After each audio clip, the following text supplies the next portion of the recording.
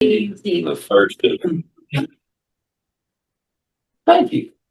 Um, I serve as GSR for Chapel Hill New Life Group, which is in District 40. And I want to introduce some of our presenters here in a minute, but the overview here, being a former educator, I just can't help myself. I gotta be sure that you know about being engaged. So we're going to have you save some questions, like Jamie said, in the chat part of the Zoom or on paper out here. Or if you just want to, raise your hand on Zoom or raise your hand here, you can do it verbal if you want to. But as things go along, please, as something comes into mind, please write that down. Just make yourself a little note. Okay. Another thing is we're going to have fun. Mm-hmm. There's an old plaque. I don't know if it's in here. Yeah, it's in here too. Some of my old first AA clubhouses I went into said think, think, think. So let's get our thinking caps on and let's ask good questions and share, because this is going to be somewhat interactive. There's another thing I like, which kind of is a foundation of learning for me. I don't know how it is with you. I'm really a visual audible learner.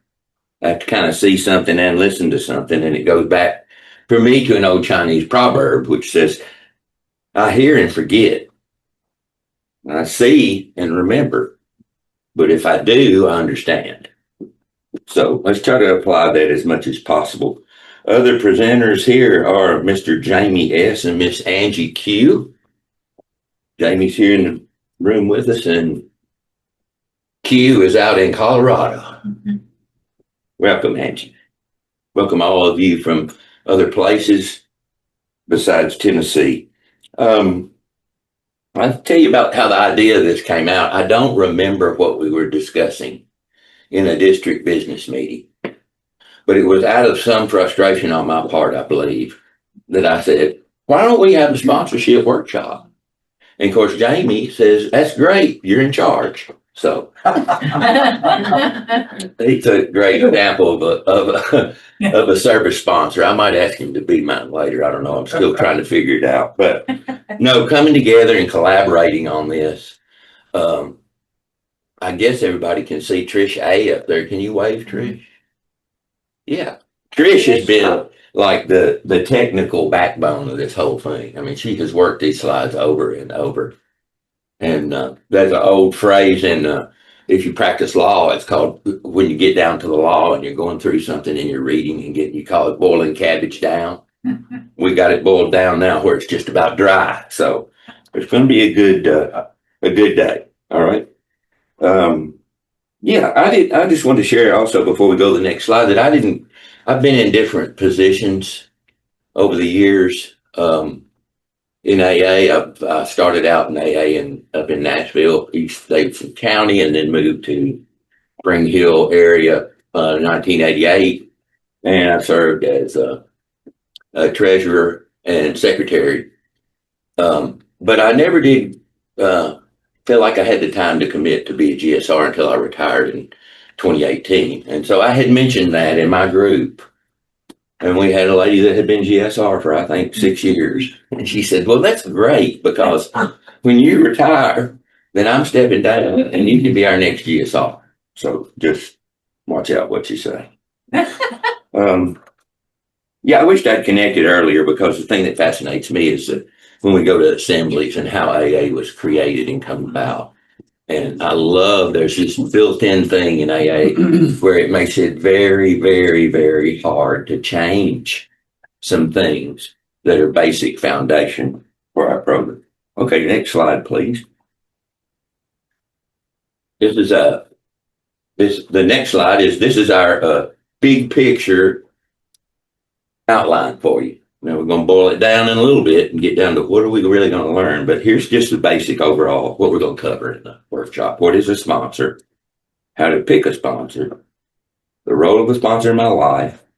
What is a service sponsor? Like I said, I've been around in the program a little while, but it hasn't been but the last 2 years that I've been made aware that there was even a thing called a service sponsor. So hopefully this can help you kind of digest that concept and see why it's necessary and share it with others that you may sponsor in the future. And then at the end, as Jamie said, we'll have a Q&A session. Next slide, please.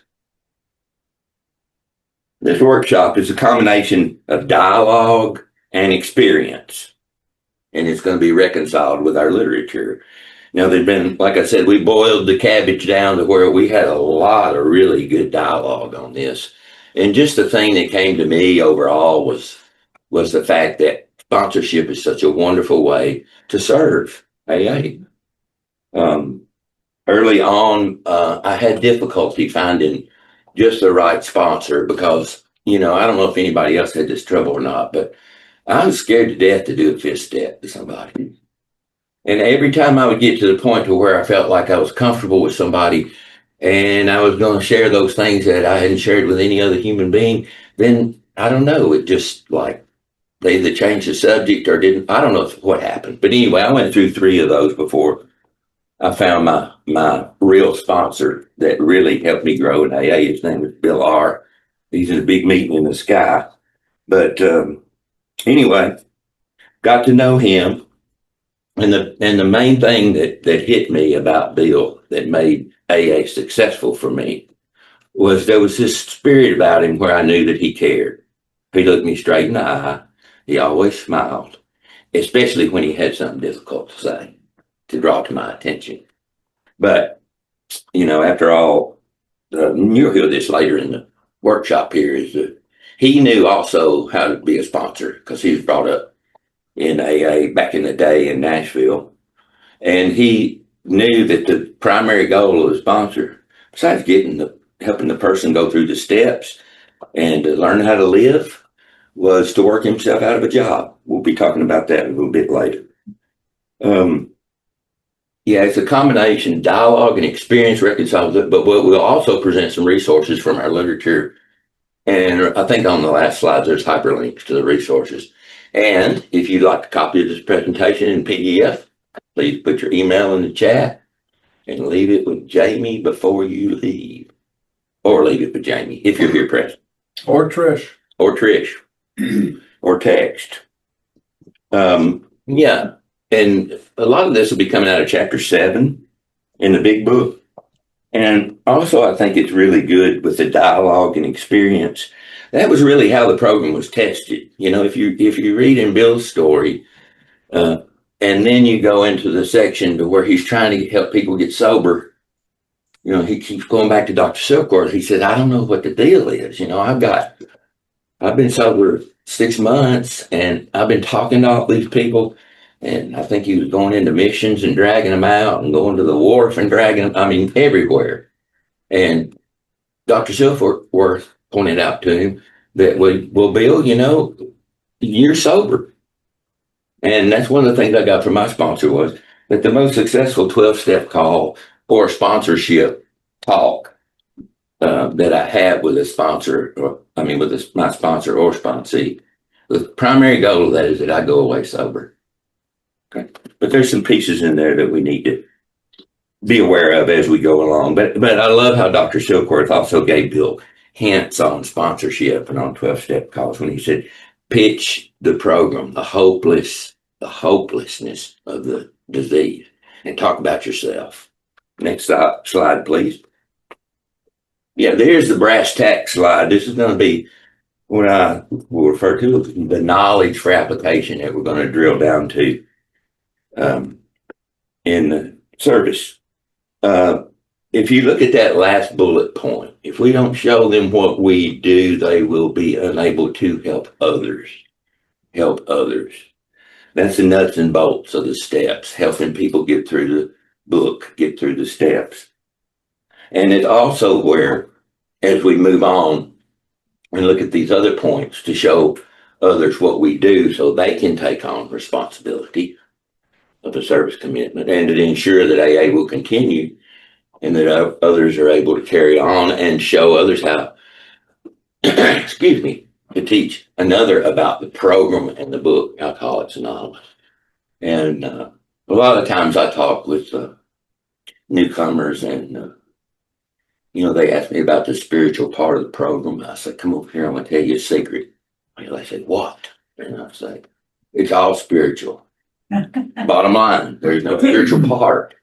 But within the book, Alcoholics Anonymous, within that working of the steps with the sponsee, the spirit comes, as we all know, if we've done that before. It's very, very spiritual.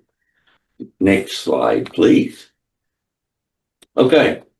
So this is, I guess, my first piece of knowledge to give to you. I might answer this question: what sponsor is and is not.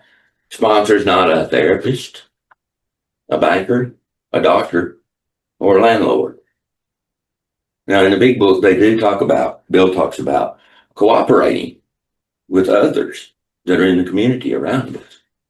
Because, for instance, therapists, Dr. Tybalt was a psychiatrist of the day when they first started the program, and he was a big friend of AA, really endorsed it. Of course, we had Dr. Bob, don't know any bankers, but I do remember some stories. I think it was out of the book, Pass It On, just Bill's biography. And he was talking about how he and Lois tried to take people in early on, and what a train wreck it turned out to be. I think maybe somebody in that thing, he came home and they turned the gas on and put their head in the oven and killed themselves, in his house. So that kind of takes me to another point I just want to make, is that we have to take care of ourselves.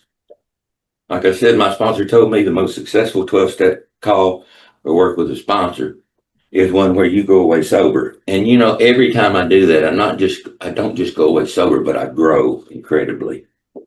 But he kind of gave me this little checklist when he finally let me start sponsoring people. He said, your recovery's first, and you can't fix anyone. He also said, your family's next. And then he said, those boundaries that you set by not being the therapist or the banker or the landlord, that's going to help the person become more responsible with what he called growing up in public. I think everybody's had a little bit of that hurt before. Yeah, and the next part over there on the right, a sponsor's a guide who's been where I am and who can show me a pathway to new life. And again, we'll have more on this later from our literature, but just a reminder for me, is what my sponsor Bill told me, to remember you can't give away what you don't have. And it's okay when somebody asks you to be their sponsor and you get into it, that you help them find somebody else if it's just not working, and it's okay if they fire you. And if your program hat is on straight, it won't bother you a bit. You'll be glad that they're going to find somebody else to help them. And this is another thing Bill said, my primary message is my experience, strength, and hope. That's all I got to share. And next slide, please, Miss Trish. Okay, we're going to be using this pamphlet as one of our resources. I've handed some out here for all of you that are here present, but there's also a hyperlink to this, as well as a lot of other helpful literature. It has sections on every aspect of sponsorship. How to find a sponsor, what the role of the sponsor is. It really helped us do our big outline because we wanted to really keep what we were sharing in our dialogue tied to AA literature. All sections should be read by those who sponsor others and those who are sponsored. And this pamphlet also introduces us to the service sponsorship, which will be expanded on in greater depth. And so, as I said earlier, I didn't know about sponsorship. Service sponsorship until recently. You know why? Because I hadn't read all the pamphlet all the way through like it told me to. Next slide, please. Okay, what's the difference between being a sponsor and going on a 12-step call? 12-step call introduces the new person to AA. It says at the top, could be, yes, we changed it. It should be multiple people. That was one of the things my sponsor really stressed to me. I had a lady cousin, who called me and said she needed help, and I took her to hook her up with AA, and then eventually she decided she needed to go to rehab for a little while. And she got out of rehab, and we talked for probably 3 or 4 months, and then she disappeared, and I tried to find her and sure enough, she was out there running and gunning again. And she called me one night crying and wanted me to go over to her house. And I called my sponsor, Bill. I said, she's my cousin. He goes, nope, sorry. If you can't find somebody else to go with you, you ain't going. I said, okay. You can, but between now and the next day when she wakes up, maybe you can take somebody with you. But she did. I was able to not go myself, but I ended up sending 2 women, and she's got some long-term sobriety now. It plants the seeds on a 12-step call, waters the seeds, pulls the weeds, and it may assist in getting the protege into detox or treatment. The sponsor one-on-one is a one-on-one relationship. Like I said, this is where I believe most of the real deep spiritual connection happens. We guide one another through the steps. And another through the steps. As every time I do this, I learn more and more. We share our experience, strength and hope. We teach about what a home group is and why it's important to be connected. And we also introduce service work.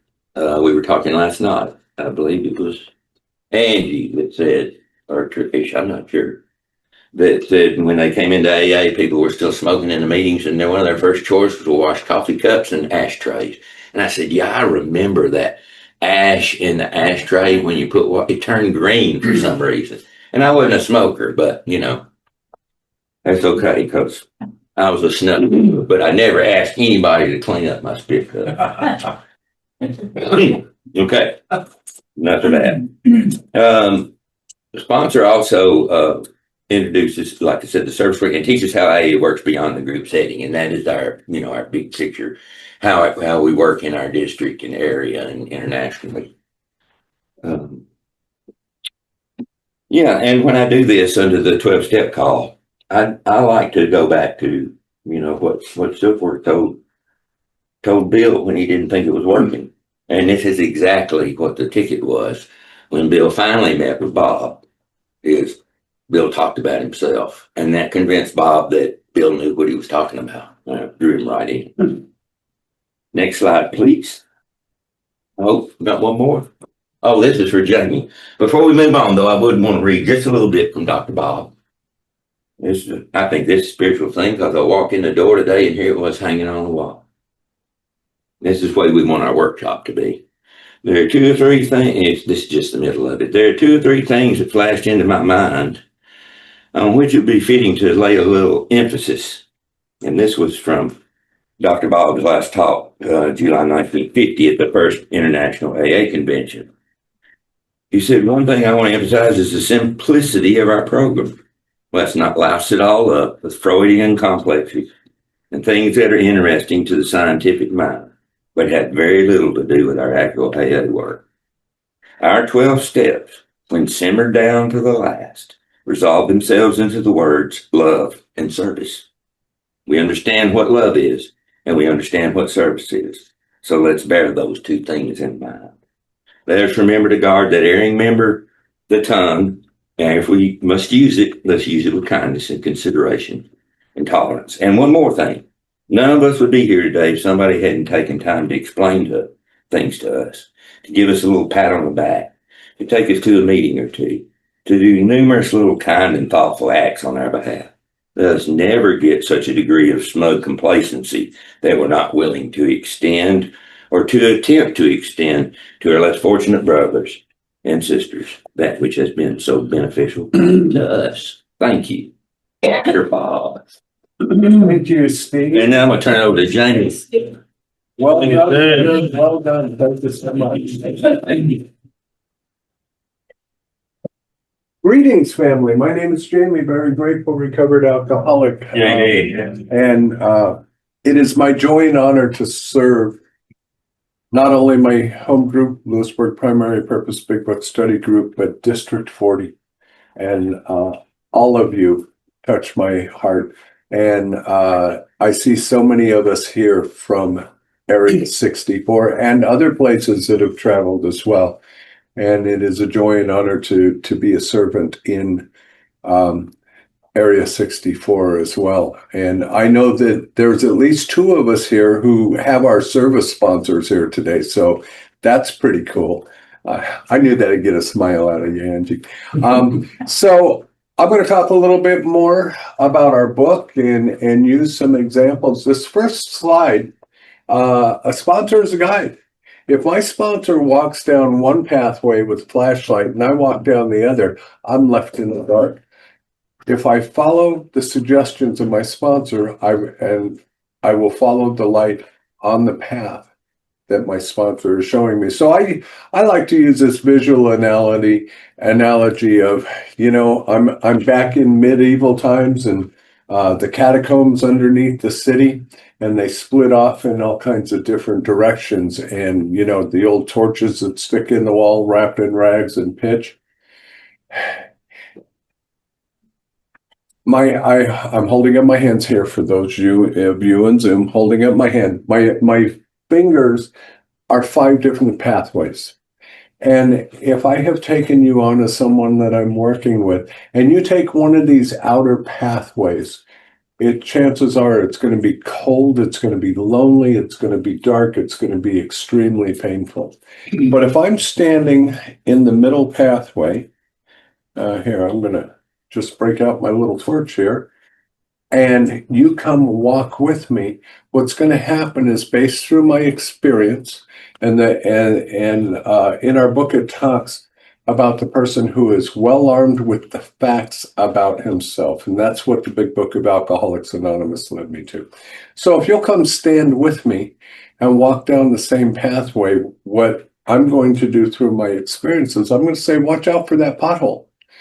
There's still going to be dark, scary stuff that we are going to pass by on the journey. Some of it's going to be very, very emotionally painful. But in my experience, it's like driving in the fog. What do most of us do when we're driving in the fog that's so blinding that we can't see? We put the death grip on the steering wheel, and it's like, oh God, just get me through this. Oh God, just get me through this, right? And we keep reaching out to that power greater than ourselves. And all of a sudden, the fog begins to lift and we feel relief through that.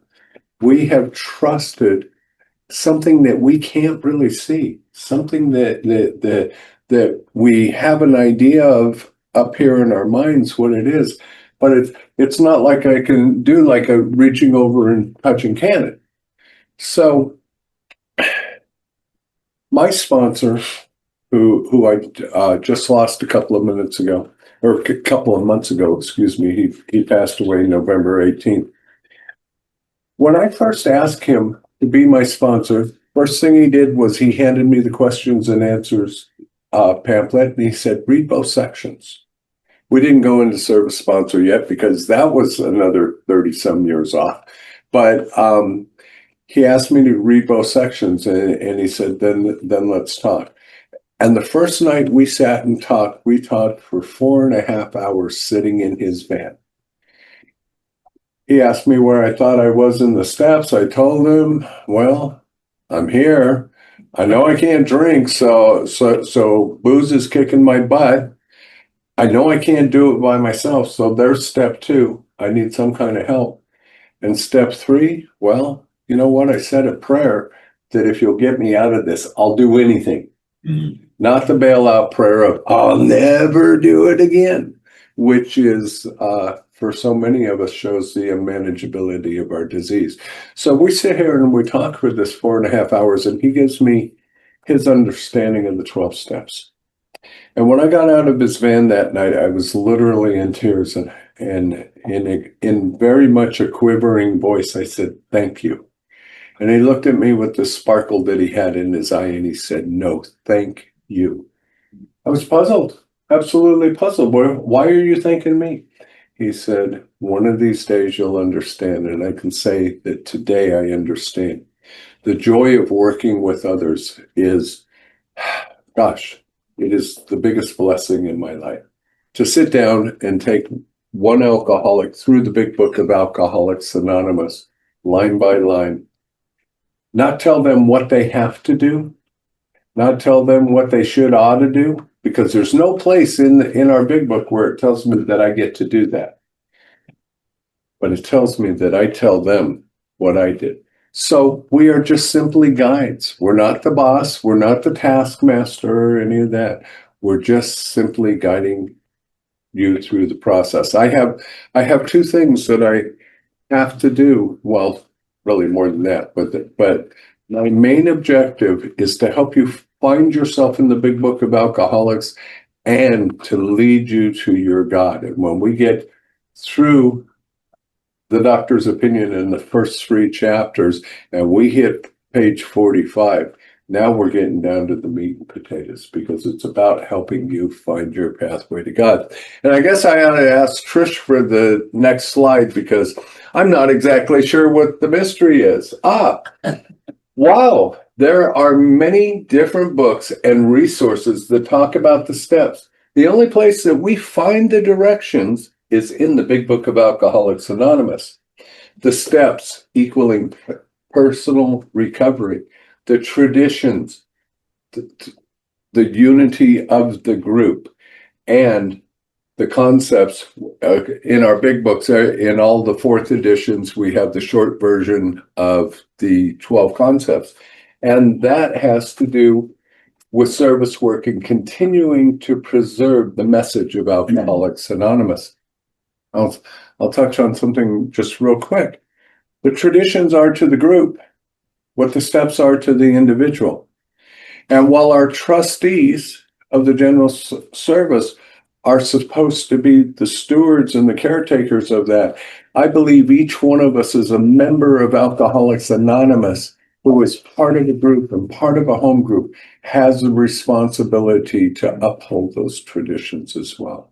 And of course, we get into the concepts, and that, you become a GSR and you become a DCM and maybe a delegate or a chair, and all of these things apply. And they apply right from the group level down the triangle, because our triangle is upside down, right down to GSO in New York.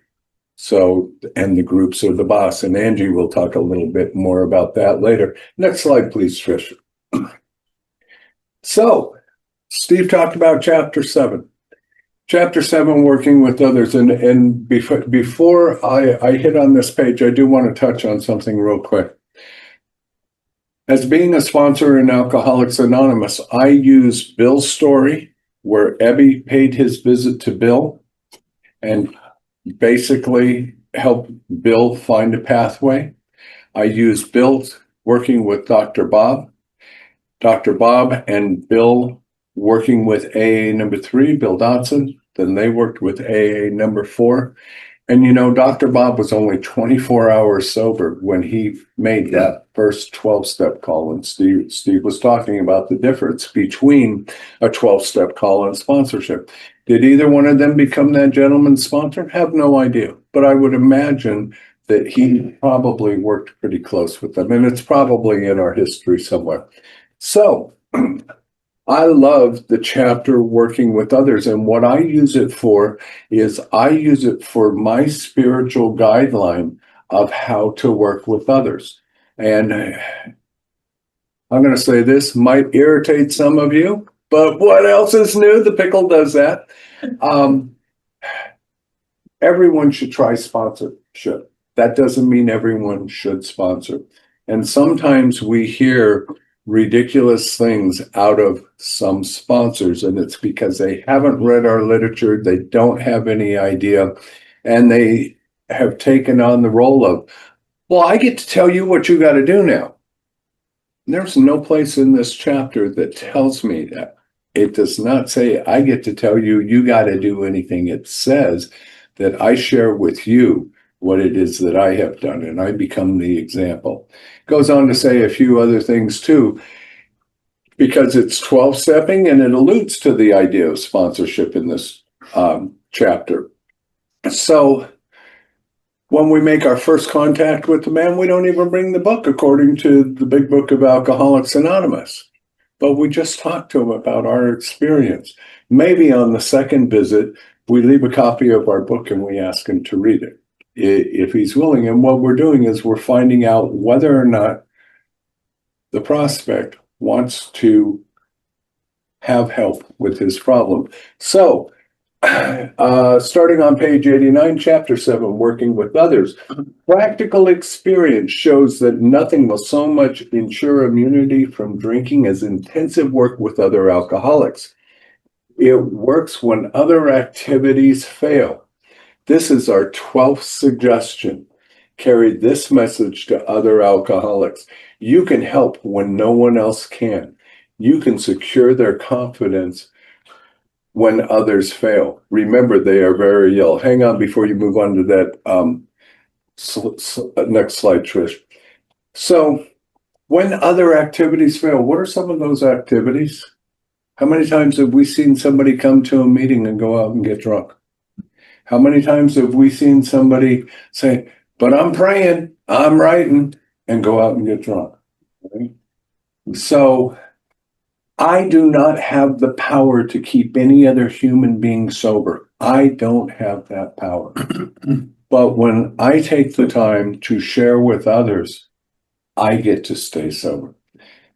You'll hear a lot of sponsors say, if you're drinking, don't call me. Really? It's not normal for us to stay sober without help. And I'm the kind of guy who I will answer the phone at 2:00 in the morning when you're drinking. I'm not going to shove the program or the book down your throat or any of that. I'm just going to talk about life, because what's happening during that, and it happens in my life a lot, what happens is seeds are being planted. And while that individual may not remember anything that got talked about the program, what they will remember is someone who was a member of Alcoholics Anonymous and had recovery in their life, cared enough to listen when they were in a deep moment of pain. And I've had those phone calls start like that and still be talking 5 hours later. I lost a lot of sleep and it was time for them to go to bed. That's part for the course. Next slide, please, Trish. So continuing in the chapter, working with others, life will take on new meaning. To watch people recover, to see them help others, to watch the loneliness vanish, to see a fellowship grow up about you, to have a host of friends. This is an experience you must not miss. We know you will not want to miss it. Frequent contact with newcomers and each other is a bright spot of our lives. Pause on that slide, Trish. Most of us were terrified when we first came to Alcoholics Anonymous and walked through these doors. I am scared to death those people don't know me. And here's what I heard. When I pulled up to the Lake Elsinore Alana Club and they had all the windows open, they were laughing inside. And I knew they were laughing at me, and they didn't even know me. That's how uptight and broken I was when I got to Alcoholics Anonymous. But what I did was I came in and I sat down and I identified. And what I found out, you guys were laughing at you. You were laughing at the mistakes and the hardships and the painful things in life, because now all of those things were past experience rather than present tense experience. And that is huge. And that is the gift that we are able to get. So I absolutely love that. And so now today, when we go to an Alcoholics Anonymous, do we get excited, or are we like, oh God, I gotta go to a meeting, right? So sometimes we're like that. I can tell you, I'm running on. I was with these guys last night, so I'm running on about 2.5 hours of sleep in the last 48. Do I look excited and happy to be here? I am. Why? Because each and every one of you is God's kids. And it is my joy and honor to be here and to serve you and to serve with you. And to just plant a seed of how important this work is. So that being said, okay, I'll stop being a marshmallow now. Next slide, Trish. Perhaps you are not acquainted with any drinkers who want to recover. You can easily find some by asking a few doctors, ministers, priest, or hospital. They will be only too glad to assist you. Do not start off as an evangelist or a reformer. Unfortunately, a lot of prejudice still exists. You will be handicapped if you arouse it. Ministers and doctors are competent. See, I'm tired, I can't speak. And you can learn much from them if you wish, but it happens because of your own drinking experience. You can be uniquely useful to other alcoholics. So cooperate, never criticize it. To be helpful is our only aim. I don't know if you guys have ever experienced this in Alcoholics Anonymous or not, but I have. You ever have somebody take one of our favorite readings from the book, Acceptance is the Answer, and passively, aggressively bludgeon somebody with it? Acceptance is the answer to all your problems. Man, I want to turn around and go find a hole to crawl in. We are supposed to approach everyone who comes in the room with love and kindness and treat them with dignity. Because when we come crawling up out of the gutter, we have no idea what any of those things are. So we have a responsibility in a group. When I was a newcomer, I hung out with newcomers. And there was about 5 of them that started dropping like flies. One would get drunk. The other would be so hurt that the next one would get drunk and the next one would get drunk.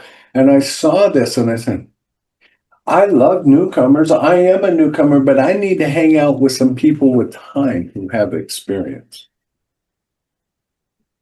And you know what my sponsor told me when I asked him to be my sponsor and he finally agreed? He said that, Jamie, the best job I can do for you as a sponsor is to work myself out of a job and become a true trusted friend that you can always depend on, that will keep everything that you say to me confidential. I know he knows where all the bodies are buried and he just took them to the incinerator when he got cremated. So I'm not worried about any of my past getting out. I think that is very, very important because here again, sometimes in Alcoholics Anonymous, there is some bad sponsorship. Anybody ever have a sponsor that they told something very emotionally painful to, and then somebody else calls you and they tell you the story you just told your sponsor? Because not only is that a breach of anonymity, but it is a breach of confidentiality. So when I work with other people, whatever they tell me, I will take to my grave. And it's not my place to tell on them. It's not my place to call the law or anything. If they've done something illegal, as we go through the process of taking the steps, it is my place to help them find a pathway to make things right. That's what my responsibility is. So this idea of frequent contact with newcomers and each other is the bright spot in our lives. This is the only place that I know of, folks, where you can be a newcomer, you can get 6 months, you can pick up a drink, come back as a newcomer, and we clap for you, and we hoop and holler. But unfortunately, some sponsors drop people who slip. I think that is a lack of understanding. It's contempt prior to investigation. My favorite question to always ask somebody is, what were the circumstances leading up to the slip? Well, I stopped going to meetings. I stopped calling you. I stopped writing. I stopped praying. I completely disconnected. And there it was, kind of like that one day the Bill was sitting in the cafe and somebody just slid a drink his way and he picked it up without ever even thinking about it. And Bill had had a few months at that time, or a period of sobriety, let's say. So this is how I try and work with the newcomers.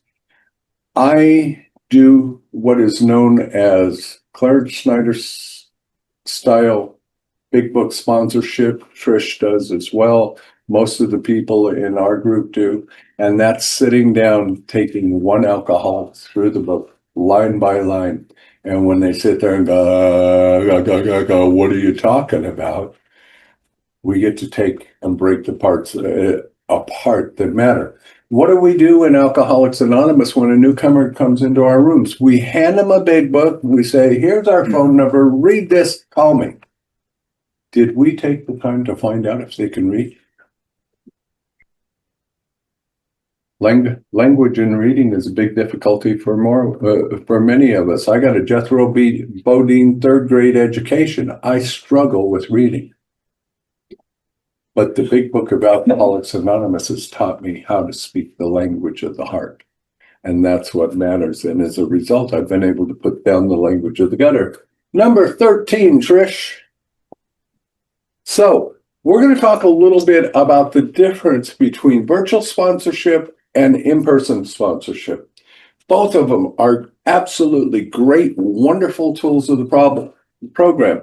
I'm going to go to in-person sponsorship first, because most of us pre-COVID have experienced this. Yeah, I'm going to meet you down. Yeah, John, I'm going to meet you down at Better Way House Tuesday night before the meeting. We're going to sit there and we're going to go back in the Al-Anon room and we're going to talk for an hour. And we're going to do some work in the book. And all of a sudden, the kids are sick. I'm out of gas. I had to work late. Whatever number of reasons, I'm sick, right? And somebody doesn't make it. So now maybe we meet weekly. So now it becomes a week of disconnection unless we pass by in a meeting with one another. There's many reasons and many circumstances. Availability, not all the time when we're working with somebody in an atmosphere like this. We have privacy to a certain extent, and then somebody comes walking in the door and we have to stop that conversation unless we can go to another room, because it's not my place to have your personal stuff flowing in somebody else's ears. Here again, confidentiality is something that's absolutely sacred to me. You know, here again, traffic kids, so on and so forth. The meeting after the meeting and coffee, one of the great things about fellowshipping. We've been here all morning and we fellowshipped and we had something to eat, and we'll continue to fellowship as we clean up before we part and go our ways. Steve had talked about the ashtrays earlier and coffee cups. That was part of fellowship as well, and cleaning up the tables. Hugs and handshakes. Man, I love to give handshakes, and those of you who know me know I love to give hugs too, and it doesn't matter if you're a man or a woman, I will hug you equally, because it is an expression of the love and gratitude that I have found in the relationship that we built. My service sponsor is here today, my very first assembly. Smiled at me and said, welcome. And we talk for a few hours, generally every week. And he helps me see the pathway that I need to navigate in the service structure. He helps me with that. Reaching out to newcomers. How do we feel when somebody new comes into the meeting and it's the first time? Maybe it's the first meeting they've ever had, or they're coming back because we haven't seen them for 3.5 years. I believe you're only a newcomer in Alcoholics Anonymous once, right? The first time that you walk through the doors, you just went out and did some much needed research work that saved some of us from experiencing that pain. But we want to see everybody come back. We don't want to watch anybody die. Even the people we don't like so much, we don't want to watch any of them die. And I think when we have that kind of love and compassion, that is a huge deal. So let's talk about virtual sponsorship. Does sponsorship have to be in person? Not my experience. COVID hit a few years ago. I don't remember if it closed here down, but a lot of AA meetings closed down, right? They didn't even want you 6 feet apart in parks half of the time. So our world became paralyzed, and fortunately, virtual platforms came along and gave us a solution. Some of those groups are very sick, others are very healthy. The ones that are grounded in recovery, the traditions, and the concepts are extremely healthy groups. So, virtual sponsorship. Sponsee does not need to live in the same town. I got a couple of sponsees and a couple of grand sponsees that live in the Northeast, and yet we meet all the time, several times a week. I've got somebody that I'm working with right now from Ireland. We have a 6-hour time difference, but because of Zoom and virtual platforms, we can meet face to face every time. It doesn't have to be a phone call. And the beauty of when I can meet face to face with you, I can read, I'm pretty good at reading body language. I can see if you're in some sort of emotional pain. It helps me define kind of what we need to talk about. Yeah, we could just be reading the book and running right through it. But at the same time, if you're choked up, if you're having problems with your kids, your parents, your spouse, or something like that, maybe that's something that we need to fix. We come here because of the common bond of alcoholism. And all of those outside conditions are not what makes me an alcoholic, but they certainly are the causes and conditions that I drink over. So I need to take and be kind with the time and be aware of how I can best serve the person that I'm working with. Why? So that when they become recovered from the seemingly hopeless state of mind and body, they can do exactly the same thing with somebody else. So there's no travel involved in virtual sponsorship. No sick kids, no cause to postpone. I have, Trish and I have a couple of people in our group. We have lots of kids in our group. That group goes on and functions and people do their service and everything with those kids there. We are often more comfortable in our own home. So while this is a very comfortable place for us, when I get invited into your home, even virtually, or you come into mine, it brings on another level of intimacy because you see me in the place that I live, right? You see if I'm going to throw a coffee cup across the wall or something like that. I don't do that. It'd mess up my pretty painted walls. But we are more likely to act our natural selves in our homes. So there's a great comfortability and a great intimacy that develops in that sponsor-sponsee relationship. We can meet virtually anytime with no delays or restrictions. You know, there again, I got hung up 15 minutes in traffic. That cuts down 15 minutes of our time. Oh, wife called, got to go. See you later. Maybe we got 5 minutes together in bricks and mortar. So these are some of the advantages, and we are not trying to push one type of sponsorship over the other. These are just tools, and using both of them together gives us more options and more opportunities to be helpful. So next slide, Trish. I love this, and this is going to segue into section 3, and we're going to take a break after this. So what is the difference between a sponsor and a service sponsor? A recovery sponsor introduces a new person, sponsees, to our book and to other conference-approved literature, introduces a sponsee to the steps, takes the sponsee through the steps, and is a bridge to introduce new persons to other people in recovery, and a voice that brings doubt or brings doubts, fears, and questions to when they come to us. Now, I know some of us travel together. District 40 is a very busy district, and when we go to assemblies, there's carpools and room shares and all of that. If you're going from here to Lewisburg or to Lawrenceburg or wherever, oftentimes those little groups travel together. And it's those personal conversations where you're building bonds, which is very, very important. So, service sponsorship, and here again, this will be a segue into Angie's section, explains the service structure of Alcoholics Anonymous, explains the 12 traditions, 12 concepts, and the 6 warranties. Presents, it's my teeth, really, they're falling out, I swear. Presents various aspects of service, setting up a meeting, working on committees and conferences, etc. Help another understand the difference between serving the meeting and an individual member.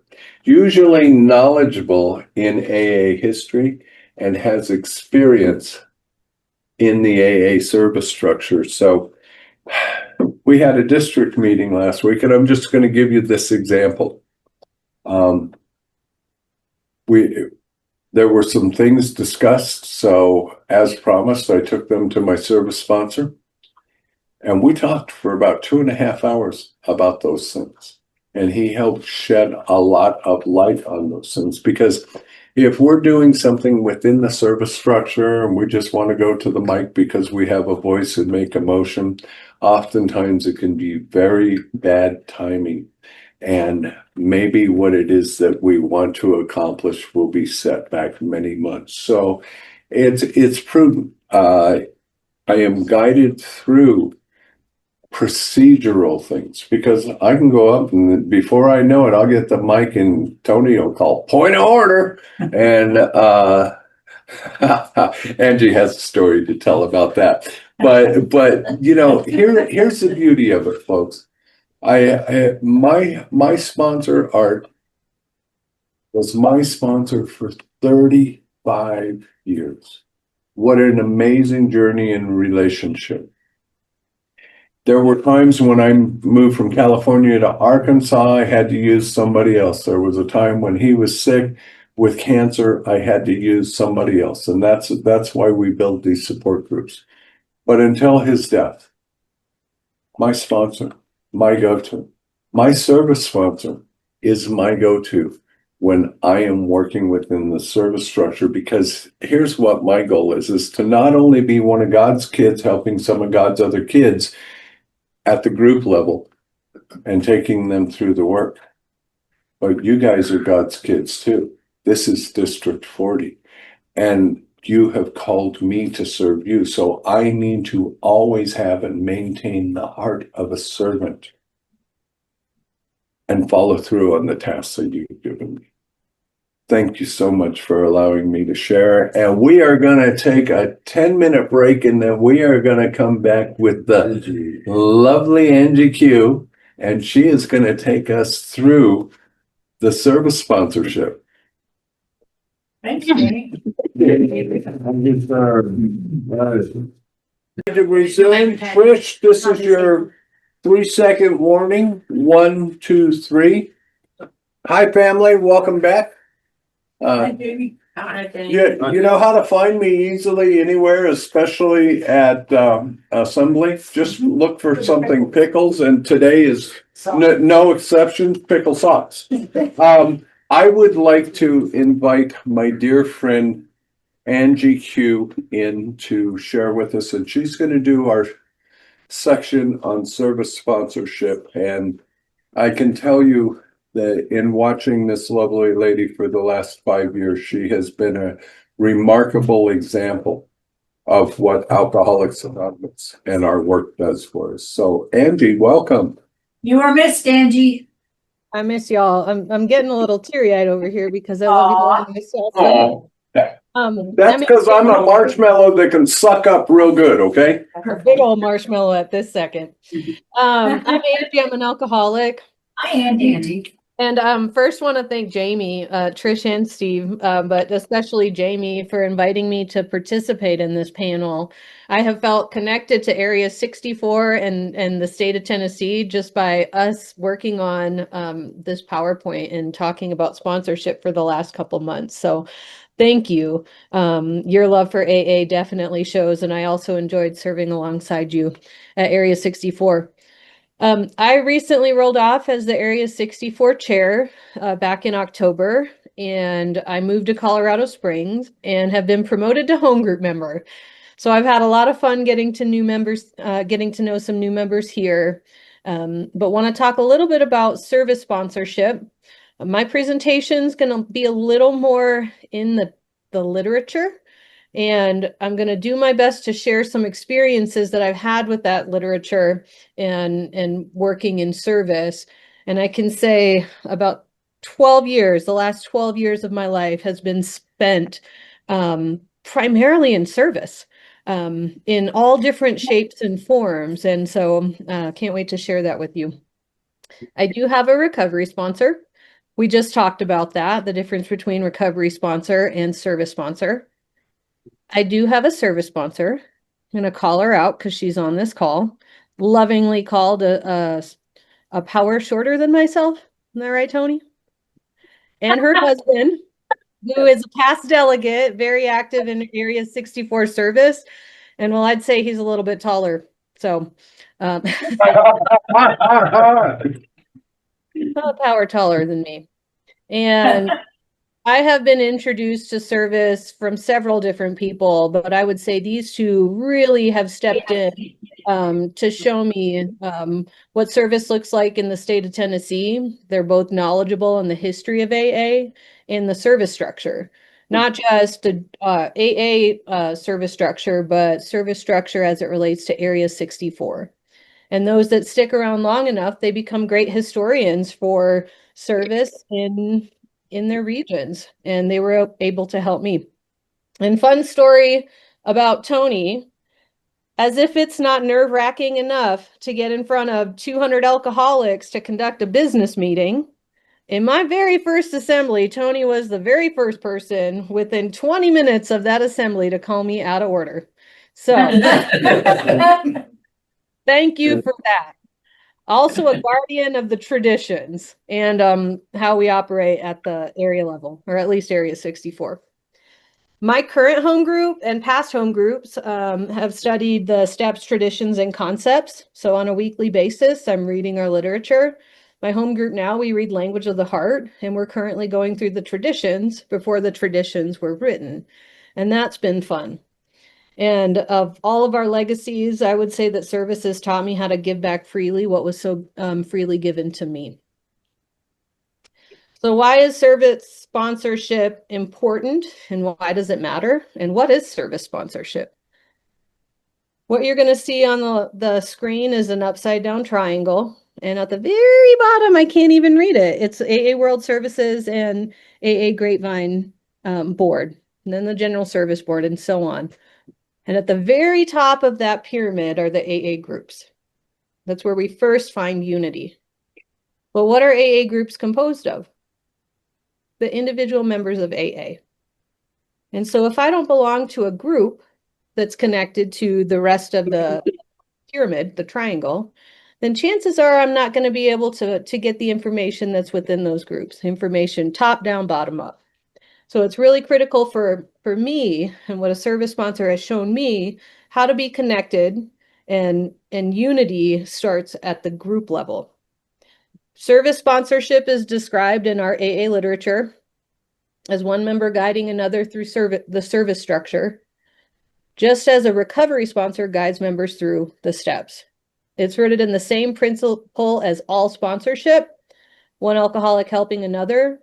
However, service sponsorship is focused on service responsibilities, learning the traditions, the concepts, and what I'm going to talk about later, which is spiritual leadership. The AA Service Manual also emphasizes that AA is a service organization as well as a recovery fellowship. And service sponsorships help members grow into that responsibility and whatever responsibility they assume in service. and why it matters, carrying the message to the alcoholic who still suffers, of course, our primary purpose, but to make more 12-step work possible. And it becomes less about me and more about the group that I am charged to serve. And the service manual also reminds us that AA functions through a network of trusted servants. I'm going to talk about trusted servant as well. And none of us, Jamie already mentioned it, none of us are born knowing how to do this, but we learn how to be of service, and our service is born out of experience. I can say for me, a lot of what I have learned is how not to do things. And a lot of what I have learned, I am so grateful for both bleeding deacons who shake their finger and say, you ought not do it that way, and the elder statesmen who say, here's how we've done it in the past, or here's a different way to approach it, or have you considered this? Or maybe this is the history of AA and that's why we do certain things this way. A service sponsor can also help strengthen unity by ensuring that service is done in the spirit of humility and responsibility and love. And I shared this last night. It kind of rested on my heart, and so I figured I would share it here. And this comes out of Tradition 9 in the 12 and 12. And this talks about spiritual discipline. And it says, it's quite possibly one of my favorite lines in all of our literature. And I have had this experience too. So this is more, service to me is more than just learning the service structure so that I can be a better trusted servant, but the real core reason as to why. Great suffering and great love are AA's disciplinarians. We need no others. I have seen way too many people suffer in the throes of alcoholism. And so when it comes to spiritual discipline, the book says approximate conformity to the traditions. Taking spiritual direction in service has taught me spiritual discipline. So it is critical to me. This is life and death matter for me. Next slide, please.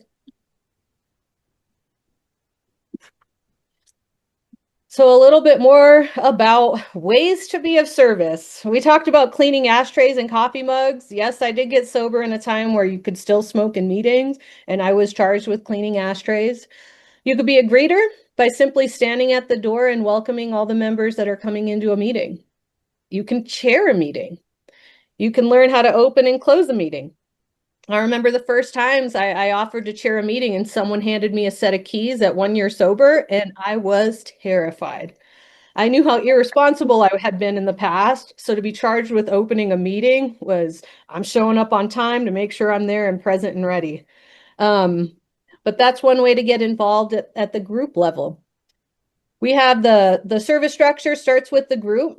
One position there that often funded is the group service representative, not always funded, but the GSR is someone that has been voted in group conscience by your group to be a representative of that group and to be the line of communication between your home group, your thoughts and ideas and what you discuss in business meetings, bring that to your district, the district to bring that to an area and back down. So communication is fluid through the service structure. The district is a combination of groups that are within a certain defined geographic area. And a district takes the voices of the GSRs, all the ideas, thoughts, and opinions that are happening at the group level, and they take that to the area and then back down to the district and then disseminate that information back to the groups.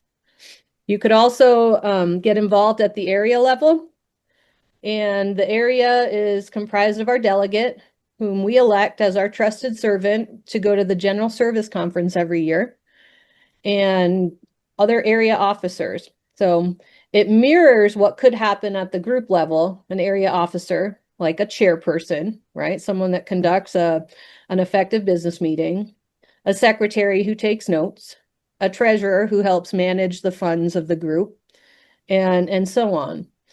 I listed standing committees here because I'm sure if I asked to raise a hand, you guys have heard of at least one of these. And I think standing committees are a great way to dip your toe in service. And most of us have some experience with a standing committee even before coming into AA. I'll use an example. One standing committee is corrections. How many of you have spent time in jail or prison? Right? Did you hear the message of AA behind the walls? If not, how can you participate in the corrections committee to share the message behind the walls of AA? We've seen this happen at Area 64. In fact, we had an alternate secretary, sober 3 years, turn herself in to prison well, I won't get into why she went there, but what ended up happening is her writing a letter to Area 64 corrections chair, and he was able to share what was happening behind the walls of women who weren't receiving big books, or they were interested in AA but didn't have any literature. And she was able to literally bridge the gap between Alcoholics Anonymous and the new member of AA behind the walls and share that message with them. That's one way to get involved. And that was all done through our standing committee chair and other individuals who had had experience with being in jail and or prison. One of the ones I got involved in is CPC. That was fun because the Memphis area hadn't had a CPC committee in a while. People had come and gone and no real continuity. And my service sponsor now was the one that got me real fired up about it. And she'd say things like, you gotta get people fired up about service. Like, how do you do that? You show them how it's done, right? You get excited about it. If people were to say to me, like, oh, it's a lot of work, it can be a lot of work, right? But if we're always dragging on how hard service is sometimes, it's not too exciting. But if you present it in a way of how you can find the next sick and suffering alcoholic, carry the message, and be involved in the community, you might get a better response that way. And I've shared this, and I used to join a chairperson's meeting. They're all the chair people across the United States chairing a chairperson's meeting. And one way that they would get people involved in the area was food, right? You guys had a chili cook-off. It sounds like it was pretty tasty. I heard brownies are there today. But to bring people in and then talk about what different standing committees do. You can lean on the support of the area chair who might have some experience already with serving on a committee and bring them in to hold a workshop. Another way to get involved, like today, a workshop on sponsorship, getting people involved, getting people excited and engaged, and introducing conference approved literature so that you can learn more about sponsorship. You can do the same thing with standing committees. And then state conventions. Getting involved at the state level. And this is where you can bring in speakers who it's still serving your state, but you can bring in people who share their stories, and that can be really exciting too. So with my experience, I wanted to share someone who's guided me into my very first service position, and it was an old timer. His name was Jack C. And he'd say to me, Q, I can't drive, but I want you to come pick me up the first Saturday of every month at 9, and we're going to go talk to sick people. And I was nervous and was like, okay, we're going to go talk to sick people. I'll do what Jaxie does. I trusted him. We went to the detox unit and we'd go share our story with potential new members of Alcoholics Anonymous. After about 1.5 years, Jack said to me, Q, you've been coming up here for a while. Time to bring someone else with you so they can share their story too. And the first 3 years of my sobriety were spent every Saturday, first Saturday of the month at 9 a.m., bringing a message inside a treatment program. What I've learned from service sponsorship, I will lean on my service sponsor who's on the call today, how to make service attractive to the newcomer and what it means to be well-informed. So it's easy to get people excited, but what does it mean to be well-informed? The importance of understanding history, the importance of reading our literature. For a specific example, I was elected as, well, kind of self-appointed, if I'm being honest. Our home group had moved to a whole new geographic area in Memphis, Tennessee, and we weren't participating in any district. And the district that we fell into was a district that was no longer active. And I remember reaching out to Stephanie and her husband, and well informed, they were able to provide me with a map of all of the districts broken out in West Tennessee. And then they had a list combined of groups that were in that particular district. And they taught me they taught me the importance of a business meeting and going to other business meetings and asking if we could present and ask them if they wanted to participate in that district. Long short, an inactive district, after 2.5 years, we had 5 active groups that weren't active in a district at all participating, and members that took on positions of service at the district level. And a new member, it's important to rotate. I'll talk about rotating service here in a minute, but pass that opportunity along to the next person who's interested in serving. And we did just that. And that's how I got involved in area services, is through learning without knowing and leaning on people who are more well-informed than I was. Sponsorship has most definitely enriched my sobriety, service sponsorship. And before we move on, no, we can go ahead and move on to the next slide.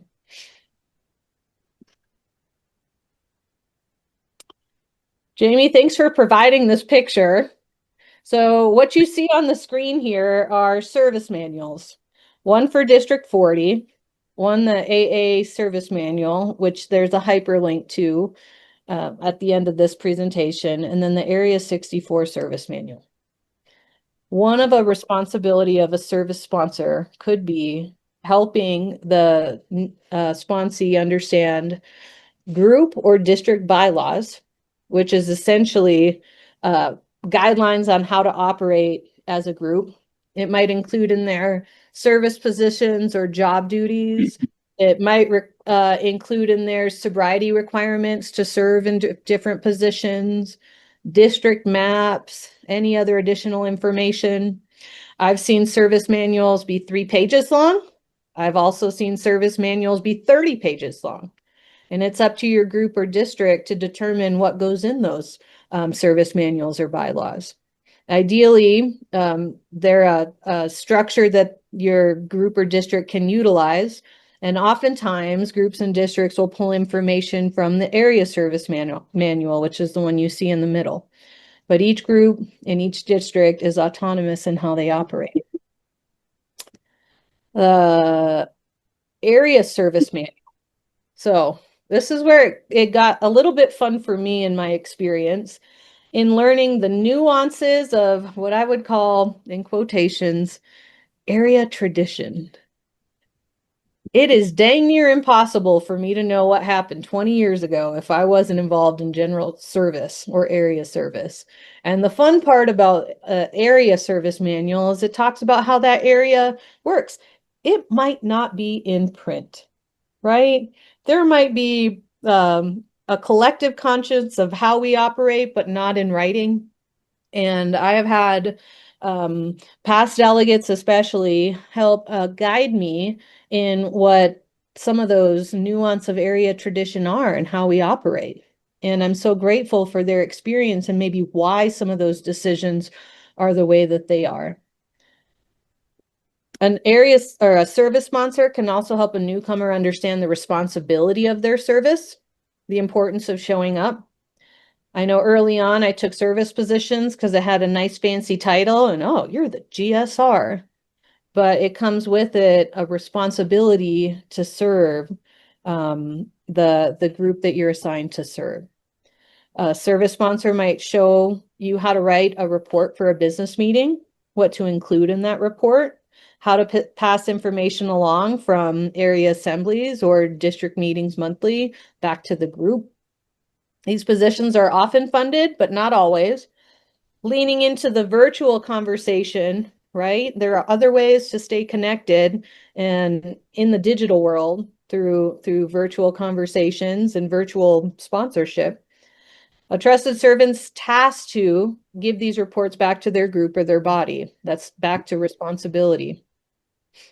Elected positions.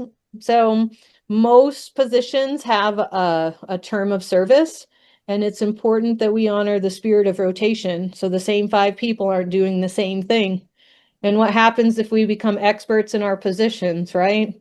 I can say for me, bleeding deacon is the word that comes to mind, that I think I know best.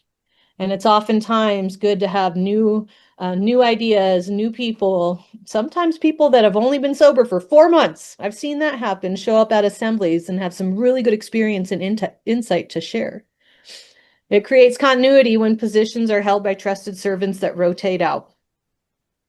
And the fun part about service sponsorship for me, that I've been able to attend assemblies, regional conferences, and all different kinds of events with my service sponsor. And every time I do, I have been introduced to new people who have a love for service and new opportunities to serve AA as a whole. When to seek a service sponsor? When you're taking on a new service role. For me, when you feel overwhelmed or confused by the service structure, that can happen pretty quickly. And if you want to grow an understanding of the traditions and concepts. Next slide. So this is the 12 traditions illustrated, and I pulled 4 traditions that relate to service sponsorship or service in general. And I'm going to kind of talk through each one of these. There's a hyperlink to this pamphlet as well. And it breaks down the 12 traditions in a very simple and digestible way. Tradition 1, our common welfare comes first. Personal recovery depends upon AA unity. And again, this is service sponsorship strengthening unity by helping members serve effectively. And being a sounding board for when questions pop up. Maybe how to handle situations as they arise, different ways to respond as situations arise. If you've ever been to a business meeting, you might know what I mean. You might see warring arguments on both sides. I'm going to talk a little bit about concept 9, but the ability to have both majority and minority opinion, right, wrong, or dead wrong, and still be able to walk away as friends. That's a little bit about what concept 9 talks about. And to be able to do that and navigate that, for me, takes some practice. Tradition 2 talks about our common welfare comes first. Personal recovery depends upon AA unity, and service sponsorship. Service sponsorship shows us how we don't govern and that we're guided by an informed group conscience. And service sponsorship helps to understand what that means. Right. In the principles of tradition 2, Bill Wilson says, he asserts this in the tradition, that AA groups are to be the final authority. Their leaders are to be entrusted with delegated responsibilities only. So that again reminds me that just because I am voted in a position of service, it's not my job to govern people. Tradition 5, service roles exist to support AA's primary purpose, making 12-step work possible. And no matter what our personal concerns are, we're bound together by one common responsibility, and that's carrying the message to the alcoholic who still suffers. Tradition 9 states that we ought never be organized, but we may create service boards or committees directly responsible to those they serve. And a service sponsor can help me understand how those service positions function, or introduce me to someone who served in that position or in that role. And chances are those that have experience having served, they might have rotated into multiple positions over the course of their sobriety. Next slide.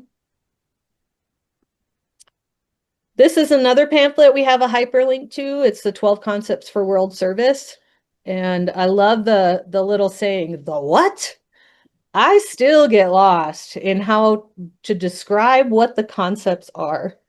And I've been doing service for a little while. They can be a little tricky to understand, so I'm going to try and break it down in a way that's digestible. Concept 1, final responsibility and ultimate authority for AA World Services should always reside in the collective conscience of our whole fellowship. So not just group, district, area, but our whole fellowship. And service sponsors help members understand how their service connects back to the groups. So again, up and down the triangle. I shared this last night. I was at, oh gosh, this was a few years ago, and there was a member, if I recall correctly, it was a service event, and there was a member who was pretty heated about something, and he comes storming into the group, and he looks at me and goes, "Who's in charge here?" And he was clearly a newer member to the meeting, and I just had to laugh, because if we don't know any better, we assume that maybe the person sitting behind the desk is the person in charge, right? But it's really the individual voice and vote of the members that comprise the groups, right? So how do we connect to that group? Concept 3, trusted servants make decisions based on their own informed judgment. So every AA entity at all levels of service has the right to decide how they will interpret and apply their own authority and responsibility to each particular problem or situation as it arises. When we vote and have invited God in to vote who our trusted servant is, we give them the authority for right of decision, meaning a trusted servant makes a decision based on their own informed judgment. They're primarily the servants of AA. We trust that they're well informed on our process. However, that individual that we have trusted might come across new information that we don't know about, and we entrust them to serve AA as a whole, not just us and our ideas. We can pass that, our ideas or our votes, or charge our trusted servants with voting a certain way, but really we entrust that person to make a decision. And this is at all levels, including GSR, right? To make a decision on how they interpret and apply that authority when they vote. Service sponsors teach members how to use that right responsibly. Concept 4 is the right of participation. And throughout our conference structure, it says that we ought to maintain at all responsible levels a traditional right of participation, or a group of our world servants shall be allowing a voting representation in reasonable proportion to the responsibility that each must discharge. Everyone has a voice and a vote. Service sponsors encourage that we participate in that voice and vote. And then back to the area map, right? A reasonable proportion to the responsibility that each must serve. A fun way to look at this in our area service manual, it breaks down a map of where our delegates serve. 93 delegates across the United States and Canada. Trustees in which they're entrusted to serve, what bodies they serve. Standing committees, how they serve, who they serve, right? And then everyone has a voice and a vote. And this to me goes back to all of us having a desire to belong. That actually talks about that in concept 4. Concept 9, which has its own slide, and I'm going to read from that next, to me embodies leadership in AA, ever a vital need, and service sponsors model and teach these qualities of leadership in AA. Next slide. I'm going to read this slide. I think it's really a special essay. This is Bill Wilson's Grapevine article from April 1959. And he talks about how no society can function well without able leadership at all levels. That's a picture of what it looks like. And we do have a hyperlink, so you can go and read all of Concept 9 if you so choose.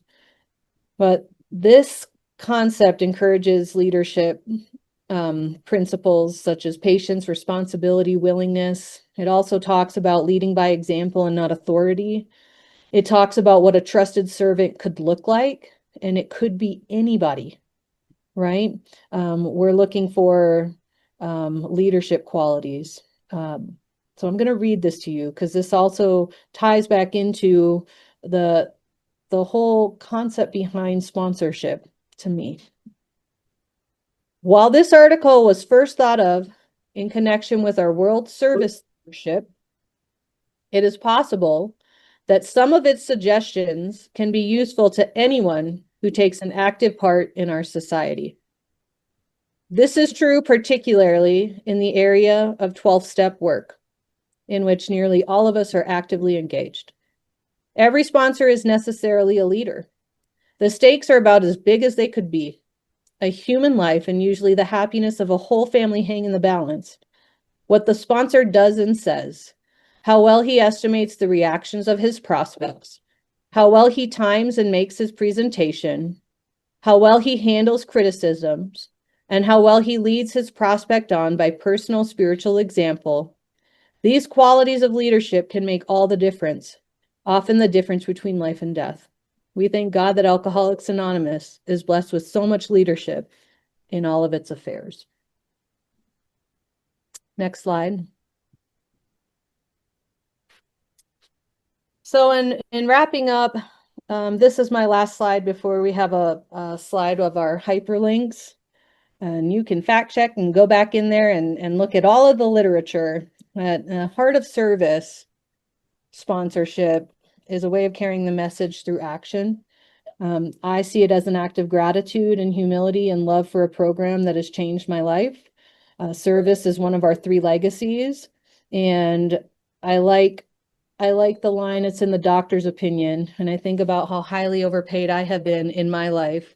And he talks about alcoholics share what they've been given with an entire absence of profit motive. Again, completely free, that the next alcoholic might find these doors and that we can connect them to a God of their own understanding so that they can have this experience too, spiritual experience, and then pass that on to the next alcoholic. So that's all I have. I am so grateful that I was able to spend some time with you all today. The next slide, Trish, if you want to go to, is a list of conference approved literature that we referenced today. And I'm going to turn it over to Jamie, who's going to have some closing remarks before we go into the Q&A session. Thank you, Andrew. Thank you so much. Absolutely wonderful. And the great thing about having our service sponsors here, we'll hear about it if we said something out of line. So first off, folks, speaking for myself, I would imagine Steve and Angie as well, we are so incredibly humbled that you have allowed us to do this, and we have full hearts and grateful hearts for you allowing us to do this today. We'll close the meeting a little after a while, but what we'd like to do is open up for a Q&A session. Trish will manage anybody in Zoom. She's going to keep this slide up here, so this way, when people are talking, your face isn't recorded, right? So this is the way we have part of how we have figured to protect anonymity while we're doing this recording. So Trish will take anyone in Zoom, and I'll call on anyone here who's got a question. Let's try and keep it orderly if we can.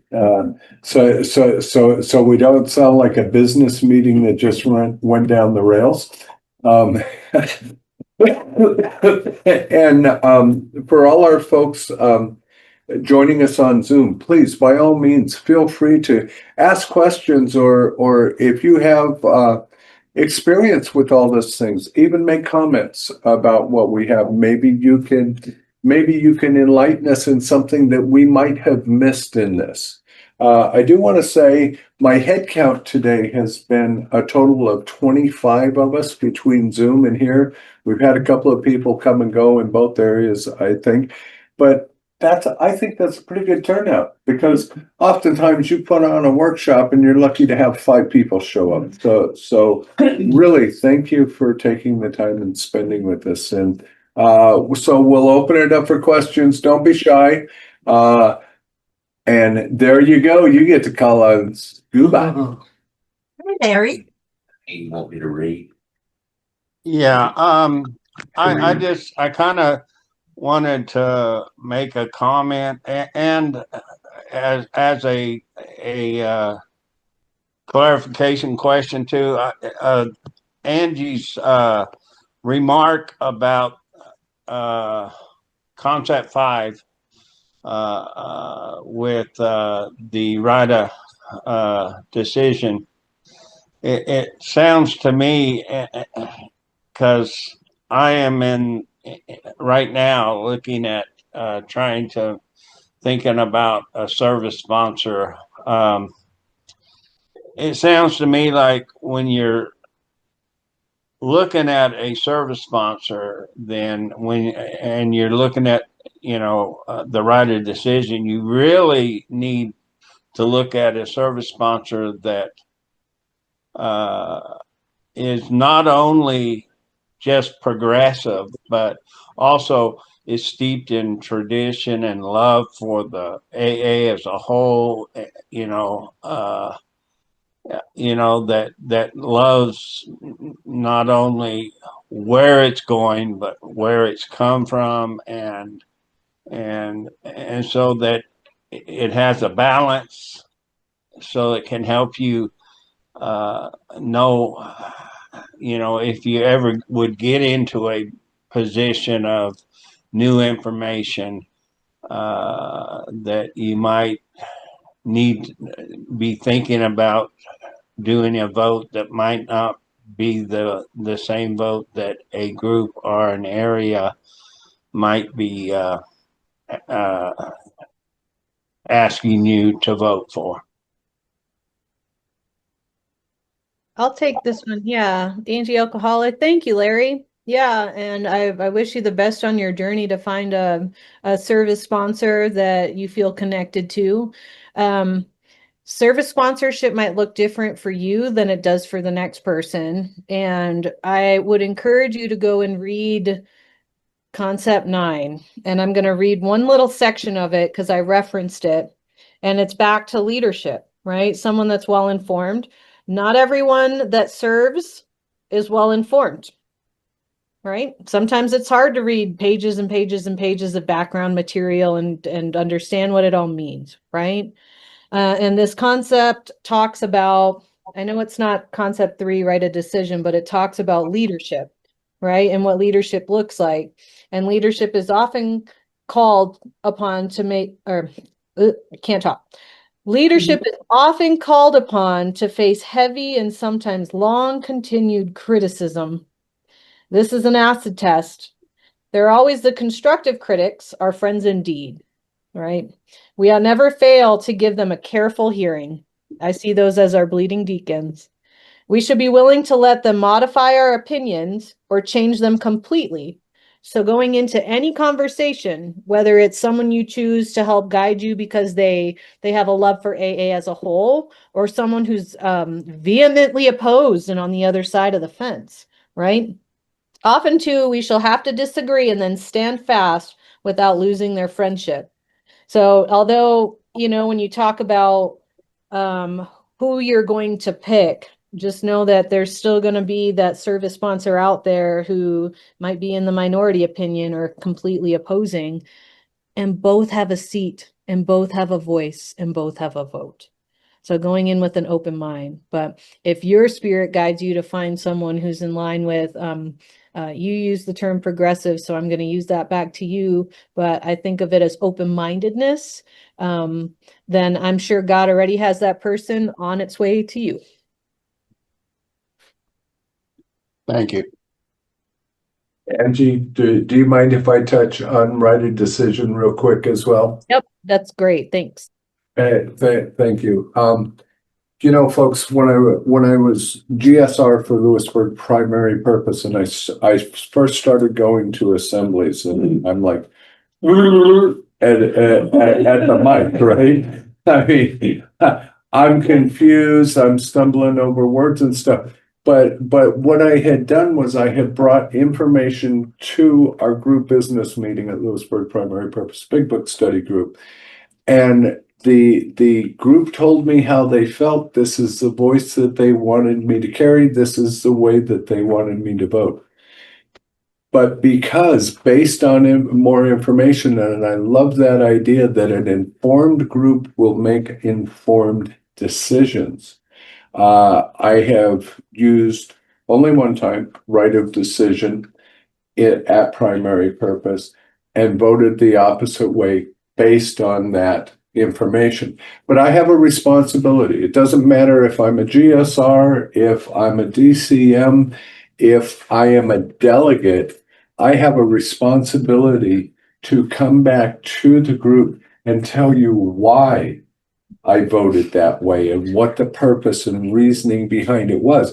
I can't just come out and say, well, it was a touchy-feely kind of day, and my feelings were just, I just didn't want to do what you wanted me to do. It has to be based on facts rather than feelings.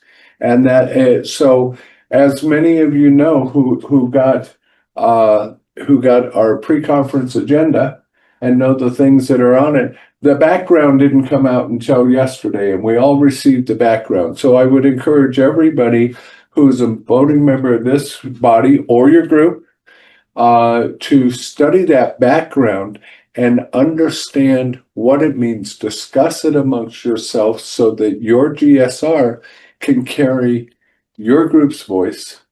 As DCM of this district, I'm specifically tasked with carrying the voice of the district.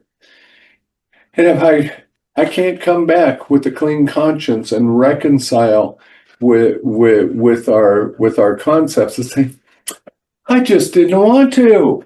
I've got to give you a reasonable explanation. Thank you for letting me expand on that a little more. Thanks, Jamie. Thanks, Jamie. Jamie. Any questions from the room? Uh-oh, the deer in the headlights look, folks. Good years.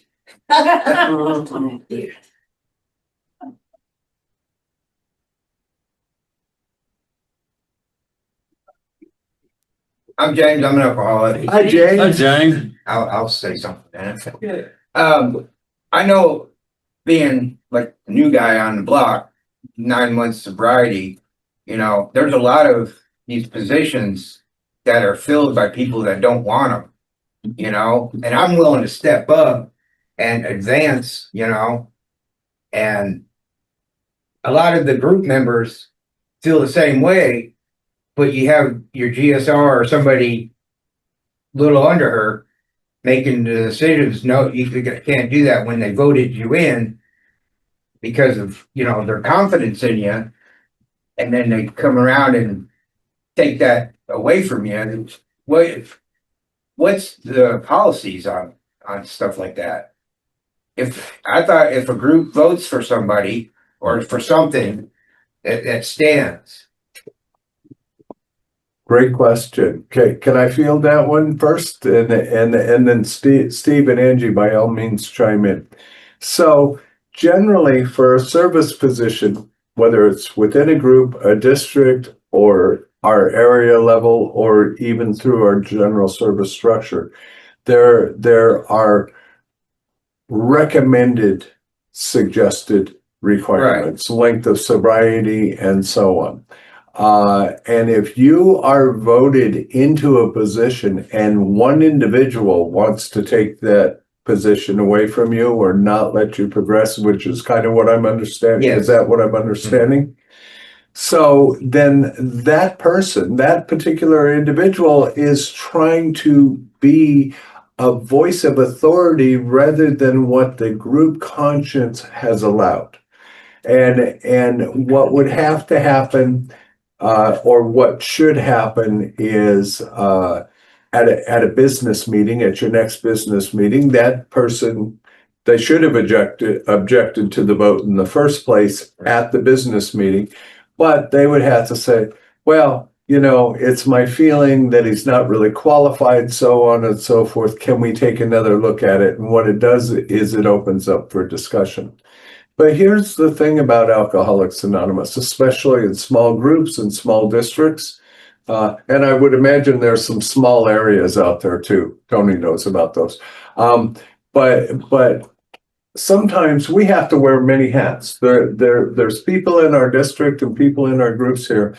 Some of us, just because of our size, have to wear 3 or 4 hats.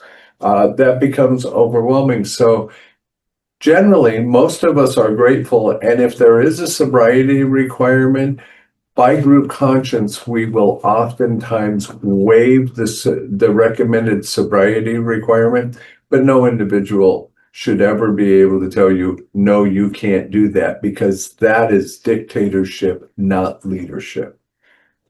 Okay, tell the pickle to shut up. Anybody else got anything? I thought Andy and Yeah, I was just gonna add, this is Steve, I'll call it, that do you have an alternate GSR?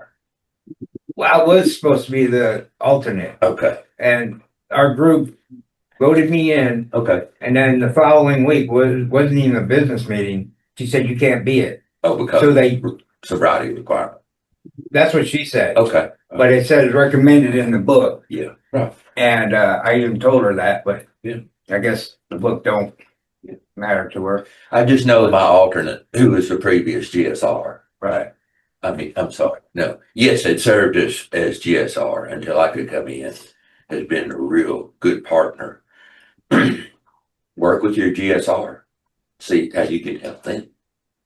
Well, that's what I was trying to do. Yeah, I know, but I don't know if it was actually waived, in business meeting. You'd have to go back to look at the minutes. I check into it. right.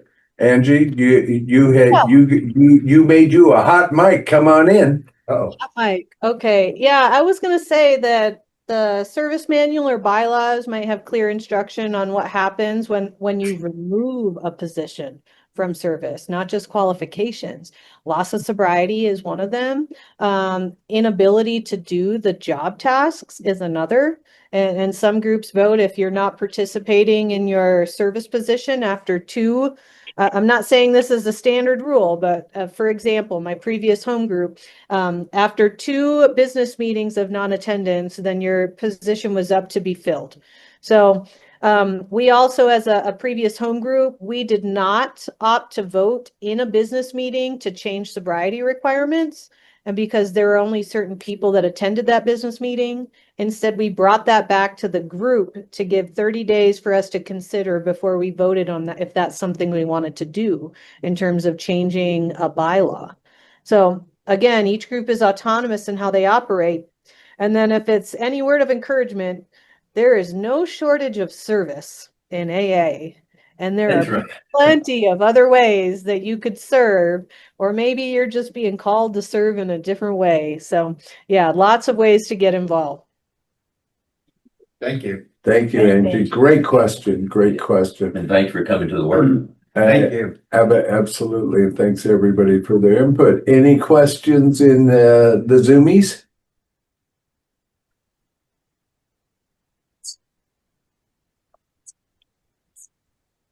I see a hot mic there. Oh, Aaron. You got a question, Aaron? We just muted. Or you just had a hot mic? I did, sorry. But Larry's hand is back up. Come on in, Larry. Yeah, I just wanted to say, I don't know, how much sobriety you do have, but if you're considering, being an alternate GSR, sponsorship is so much more fulfilling than GSR or alternate GSR. So just in consideration, those positions will open up. People will see your leadership. People will see your what you mean to the group, and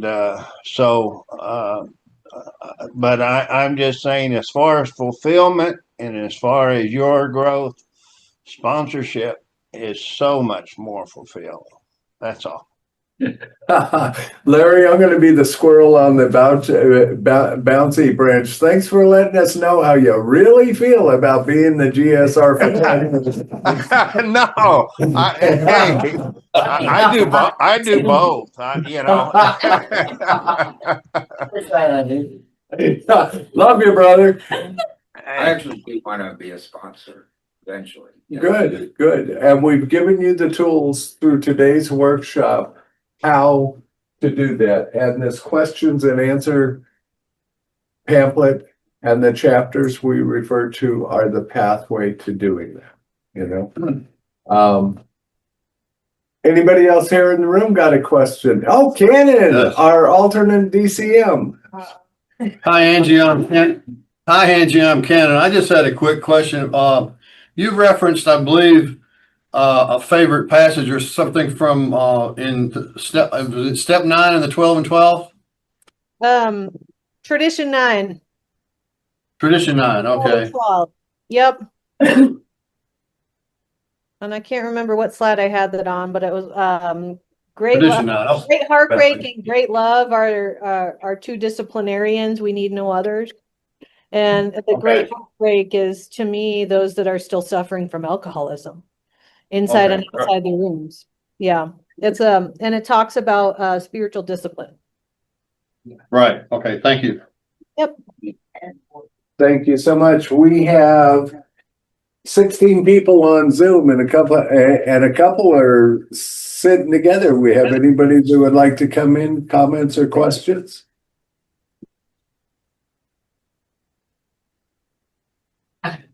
Don't be shy. We're not mean and hateful. Oh, yeah, go ahead. Hi. How does she go about going into like the treatment centers to tell her stories? To detox centers. That question is for you, Angie. Did you get it? Yep. How to go about going to treatment centers to tell your story. A great place to start at your, if your group has a treatment committee chair, and you can ask that treatment committee chair if they're attending treatment committee meetings in your district. If your group doesn't have one, some districts have them. If your district doesn't have a treatment committee chair, then you can reach out to the treatment committee chair for the Area 64, and they can give you all sorts of information on how to do that. Oftentimes it's reaching out to treatment centers and asking them if you can bring the message of AA, and they'll guide you in when, where, and how you could do that. And then you set yourself up for sharing your story or bringing someone new to share your story. There's also not a workbook, kits that you can learn more about treatment. Those are available on aa.org, or your treatment committee chair for the area might show those to you. I think they're available in digital format too. Don't quote me on that, but I'm pretty sure that they are on our website, and it guides you step by step on how you could do that. Thank you. Thank you, Angie. The work kits I know are available in a PDF form. I'm not sure about the work kit itself. Donald, before you come in, Matt can enlighten and Margie can enlighten you a little bit about what we do in treatment in this local area. They're pretty much our resource, and then Thomas W. is our treatment chair as well. So, okay, back to the Zoomies. I see Gandalf is here. Donald? Good afternoon, everyone. My name is Donald, and I am a very grateful recovered but not cured alcoholic. And I live in California, and we have this Hospitals and Institution Committee of Northern California. And we take meetings into hospitals and institutions with, prisons, jails, and stuff like that.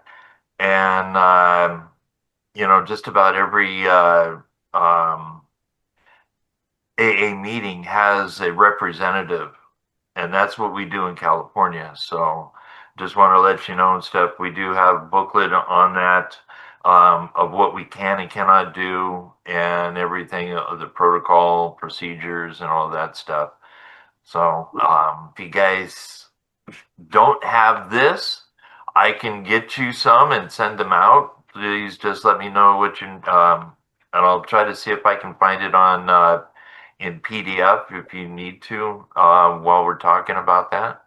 So Sorry I was late. I failed to notice the time difference on the invite, and but I will catch up on the YouTube channel. So thank you very much for letting me speak. Thank you, Gandalf the Red Pickle. Glad you made it, brother. I wanted to share on that too. It's interesting. It goes back to the nuances of different areas and districts that you use hospitals and institutions. And I haven't heard that word. I haven't heard that terminology in Tennessee, but I hear it here in Colorado. So yeah, just one of those nuances, but still very much a part of the AA structure. One of our Area 64 members, I will not mention his name, but many of us know him and love him with 40 plus years of sobriety, who happens to be a great author, talked about H&I work when I met him about 25 years ago.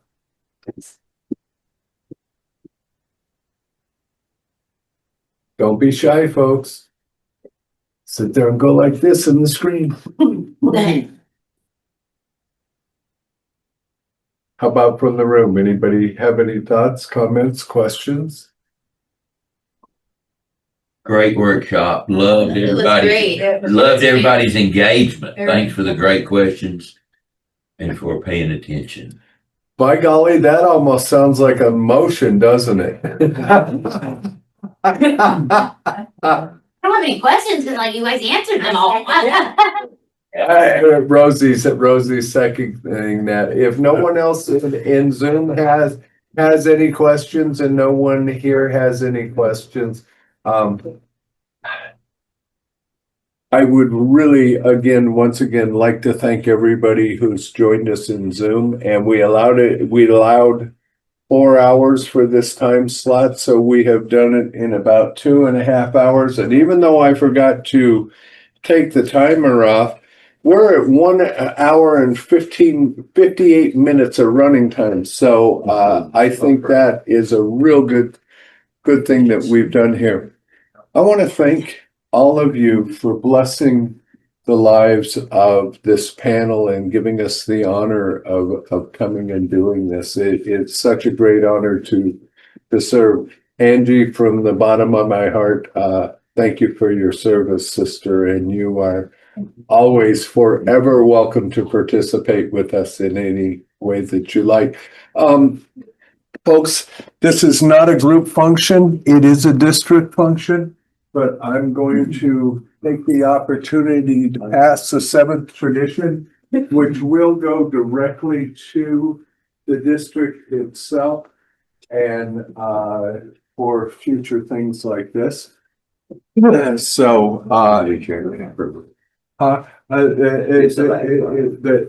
Trish, you can go back to the hyperlink page in case anybody needs to take a picture of it, but we're gonna also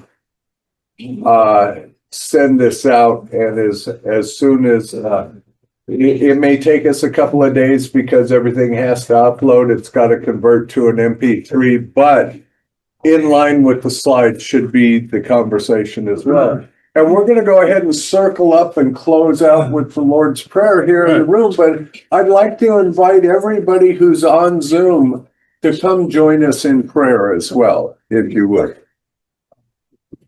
Oh, we'll just still take it. Can you take the slide for the Zoom folks? Okay. Hey, Trish, can you stop screen share? Great. No, because we're recording now. Okay. So, after a moment of silence for those who are sick and suffering and the purpose of why we come together in Alcoholics Anonymous in the first place, please join me in the Lord's Prayer. Here's your moment.